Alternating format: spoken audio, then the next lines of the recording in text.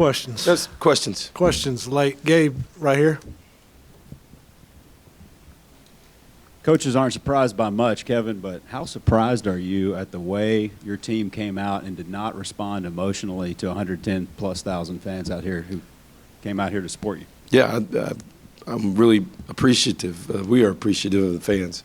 110,000 people, and I think we set a couple records tonight, and great atmosphere, and it's disappointing.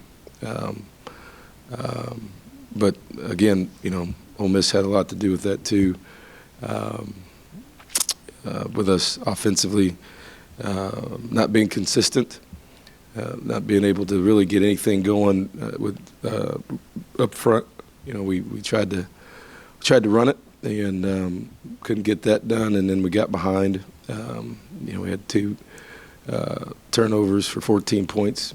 It's hard to win whenever that happens. So, particularly against a team of that caliber, which is an excellent football team. Gabe again. You're not used to this low of input or output offensively ever in your career. What do you do when it's not going well right now? Is it quarterback? Is it OC? What do you do as an offensive guy? You're always analyzing where you are. You analyze when things are going good. You're analyzing. You're analyzing when things are going bad or not the way you want them to either. So that's kind of where we are right now. As a team, you're always looking to get better and fix problems.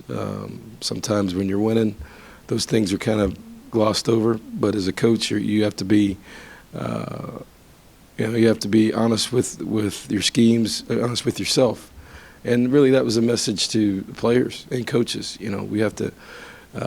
Right now is a time where you have to be able to look yourself in the mirror and look for and be honest with the deficiencies that have been presented, and then either be able to fix those during the week or adjust during the week, and those are decisions you have to make, just like personnel, just like scheme. So there were a number of times today where we just got whipped, and it's kind of hard to fix that. Other questions? Back here, Daryl. Thanks for waiting for the mic. Coach, I know you'd scored there in the third quarter, and it looked like it had the possibility of getting a little closer, and then the fumble that went for a touchdown. That took a lot of wind out of your guys' sails. Yeah, anytime you have a turnover for a touchdown, that's goes without saying, particularly when we have 2 turnovers for 14 points.